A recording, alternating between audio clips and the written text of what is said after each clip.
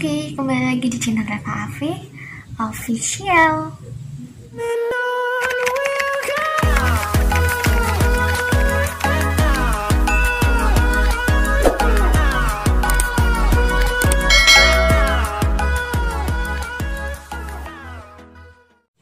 Oke, kembali lagi bersama aku, Reva Ave.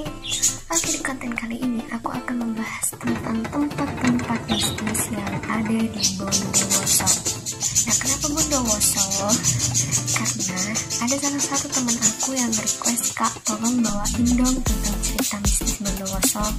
Jadi aku ngerangkum beberapa kisah yang ada di Bondowoso, kisah-kisah mistiknya nih, terutama tempat-tempatnya yang aku rangkum menjadi dalam suatu cerita.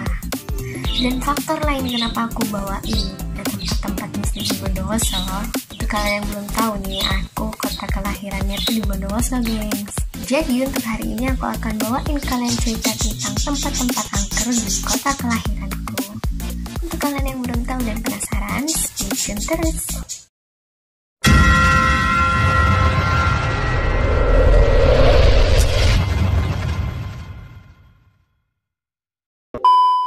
Oke, untuk kalian yang belum tahu Bondowoso ya, Bondowoso itu ada di daerah Jawa, Pulau Jawa, yaitu di bagian Jawa Timur.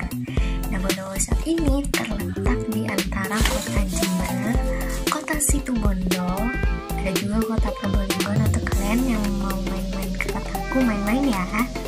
Kota Bondowoso ini terkenal dengan kota tape, gengs. Nah, Bondowoso ini juga disebut kota mati ya, gengs. Kalau Bondowoso itu tidak memiliki laut. Jadi di kota Bondowoso ini terkenal dengan bukit-bukit, gunung, rindang gitu ya, gengs. Jadi untuk kalian yang pecinta gunung, pecinta alam, bisa deh boleh-boleh main ke kotaku. Setiap kota itu pasti memiliki tempat wisata ya, gengs. Terutama di Bondowoso ini ada wisata Kawah Ijen, juga ada wisata-wisata lain kayak air terjun Belawan, air terjun Kembar, dan lain sebagainya deh. Kalian bisa main-main. Di sini aku akan bahas tentang tempat-tempat mistis yang ada di Bondowoso. Penasaran? Ini yang pertama.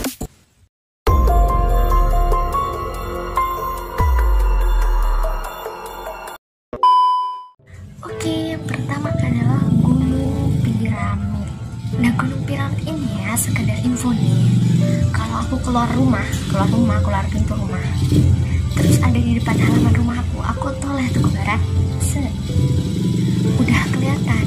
Nah, jadi Gunung Piramid itu ada di sebelah barat rumah aku. Kalau kalian main-main ke Gunung Piramid, bolehlah mampir-mampir ke rumah, oke? Nah, Bukit Piramid ini atau Gunung Piramid termasuk dalam jajaran Pegunungan Argopuro. Gunung Piramid ini terletak di daerah Bondowoso Barat, Bondowoso bagian barat, tepatnya di desa Tegal Tengah, Kecamatan Curadami. Gunung Piramid ini terletak di antara Gunung Salak, Gunung Kerincing, dan Gunung Saeng. Nah, aku pernah tuh sering main-main ke Gunung Salak dulu masih kecil.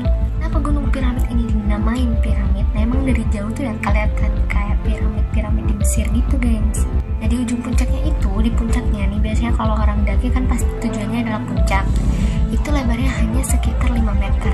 Nah, jadi di puncaknya itu hanya muat beberapa pendaki aja ya, guys. Nah, untuk mendaki sendiri ke Gunung Piramid itu dari dasar gunungnya, dari kaki gunung menuju puncaknya itu membutuhkan kisaran waktu 5 jam. Gunung Piramid ini sebenarnya bukan kayak gunung-gunung tinggi banget gitu ya, guys. Sebenarnya kayak gunung-gunung yang lain, kayak gunung-gunung Raung, gunung Semeru. Cuma kayak gunung-gunung biasa aja gitu. Gunung ini berada di ketinggian 1521 meter di atas permukaan laut. Nah, salah satu kejadian yang pernah terjadi di Gunung Piramid ini adalah salah satu pendaki yang bernama Torik Reski Maulidan ini pernah hilang nih ya di Gunung Piramid ini. Nah, kasus hilangnya Torik ini baru booming tahun kemarin 2019. Nih, aku kan ada di pesantren nih, aku kan santri gitu ya. Nah, aku tuh dengar cerita tentang Torik itu hilang di Gunung Piramid. Nah, aku kaget tuh loh, kok Gunung Piramid? Gunung Piramid kan deket banget nih sama rumah aku. Ternyata ceritanya itu Torik bersama teman-temannya, ini Torik masih SMP ya, mendaki Gunung Piramid buat nyari sunset gitu katanya. Dia tuh berangkat naik ke puncak itu sekitar jam 5 waktu Indonesia Barat ya, 5 pagi. Nah, setelah si teman-temannya itu juga turun, si Torik ini nggak turun-turun gengs, ditunggulah ya di dasar gunung, di kaki gunungnya tuh ditunggu mana si Torik ini kok nggak turun-turun. Dia tuh di pos, ternyata Torik lama berjam-jam nggak turun. Akhirnya mereka lapor ke petugas setempat, dan dari laporan itu langsung dilakukan pencarian besar-besaran oleh tim SAR Basarnas Jember juga dibantu, namun hasilnya tetap nihil gengs. Ada yang berpendapat kalau si Torik itu jatuh ke jurang dan hilang. Ada juga yang berpendapat kalau Torik ini diterkam hewan buas, dan ada juga yang berpendapat kalau Torik ini dibawa ke negeri jin di Gunung Piramid itu karena di sana tuh ada penunggu, ada kerajaan gaib gitulah ya di sana, dan penunggunya itu Sri Dewi kalau nggak salah ya. Nah, itu kisah yang gempar banget tahun kemarin ya guys, di Bondowoso gempar banget, juga gempar banget di desa aku gitu ya, tentang kehilangnya Torik ini. Nah, kejadian lain itu terjadi pada tukang, bahasanya apa ya, cari rumput gitu lah, ngarit rumput gitu kalau di rumah. Dia tuh sering nyari rumput di Gunung Piramid itu. Nah, dari cerita yang si pencari rumput itu tadi ceritakan, si pencari rumput tuh kan lagi asik tuh cari rumput, potong-potong rumput. Nah, tiba-tiba dia itu sampai ke daerah Pegunungan Salak. Padahal dia tuh sering tuh cari rumput di situ. Namun entah kenapa pas dia tuh mungkin lagi nunduk gitu ya, lagi fokus. Pas dia udah selesai ngarit rumput, dia bangun, dia tanpa sadar tuh ada di Gunung Salak, dan Gunung Salak tuh ada di seberangnya Gunung Piramid itu. Apa yang terjadi di Gunung Piramid tuh dibalik itu aku nggak tahu ya, cuman Gunung Piramid itu emang terkenal angker dari gunung-gunung di sekitarnya. Nah, yang aku dapat kabar nih, kemarin itu Bondowoso mengadakan tur pendakian gunung ke daerah Gunung Piramid untuk mengenang 1 tahunnya hilangnya Torik. Nah, untuk kalian yang penasaran atau tertarik nih, boleh nih daftar ini. Dan jangan lupa main-main ke rumah lo. Oke, sekarang tempat misteri yang kedua.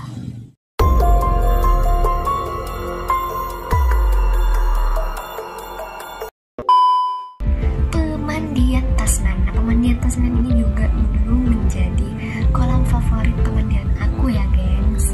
Pemandian Tasnan ini terletak di daerah Desa Taman, Kecamatan Kerujukan, 18 km ke arah selatan dari kota Bondowoso. Nah, kalau kalian mau ke Jember pasti tuh ada kayak wisata pemandian Tasnan itu. Dan dari dulu aku masih kecil tuh sering banget mandi di sana guys.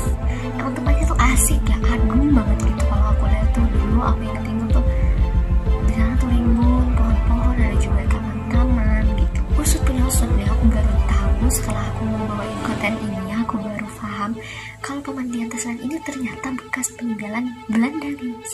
Nah, tapi dibalik rimbunnya taman-taman yang ada di kolam Tasnan ini, kolam pemandian Tasnan itu menyimpan banyak hal-hal mistis lah ya, mitos-mitos dari mulut ke mulut ini yang aku dengar. Dulu itu ada anak kecil yang tenggelam pas waktu berenang di kolam pemandian Tasnan itu. Nah, tenggelamnya anak kecil ini disangkut pautkan dengan penunggu-penunggu yang ada di Tasnan ini ya. Kalau aku boleh jelasin, itu tempatnya gini, di bawah itu kolam renang gitu. Masuk tuh kan tiket. Nah, langsung masuk tuh langsung dihadapkan dengan kolam renang. Nah, yang biasa kan ya ada tempat-tempat buat santainya juga di pinggir-pinggir kolam. Nah, di atas itu kayak ada bukit gak terlalu tinggi sih. Di sana tuh ada taman-tamannya, ada pohon-pohon gede, dan di sana tuh biasanya buat pasangan-pasangan yang lagi pacaran itu bisa ke sana gitu ya. Foto-foto juga di sana. Nah, di Tasnan itu ada kayak besar gitu, pohon gede banget. Aku nggak tahu itu pohon apa. Dan katanya di sana itu banyak penunggunya guys. Di sana itu sering kayak kelihatan penampakan gitu. Nah, tenggelamnya anak kecil itu tadi disangkut pautkan dengan roh-roh yang ada di pemandian Tasnan itu. Nah, walaupun indah nih buat foto-foto, tapi tetap aja kolam pemandian Tasnan ini kalau sudah menjelang sore itu mulai sepi, dan bahkan gak ada pengunjungnya sama sekali. Oke, kita beralih ke tempat ketiga.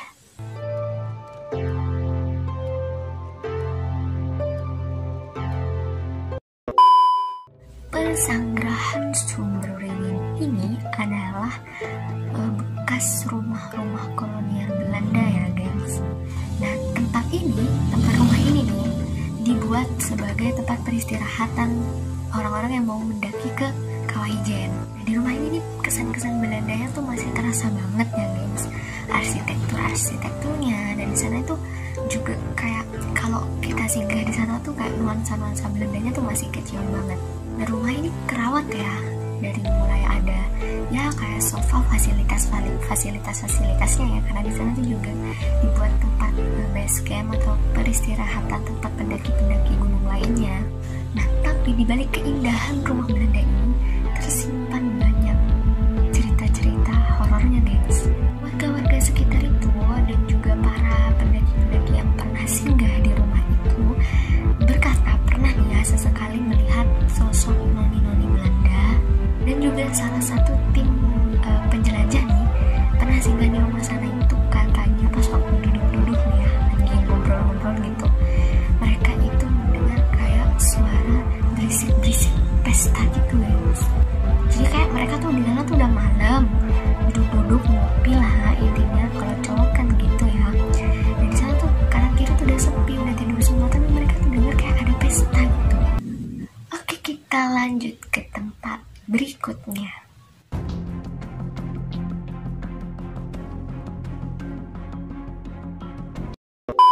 Tempat yang aku akan ceritakan ke kalian ini tempat terakhir, yaitu bioskop yang terbengkalai. Nah kalau bioskop ini aku tahu nih letaknya di mana, dan aku tahu bentuknya kayak gimana gengs, walaupun aku gak pernah masuk sih ya. Nah, yang aku tahu sih dari bahasa aku sendiri ya, bioskop terbengkalainya ini aku nggak tahu sih nama aslinya apa, karena yang aku tahu cuma ya bioskop lama, bioskop bekas gitu kan ya.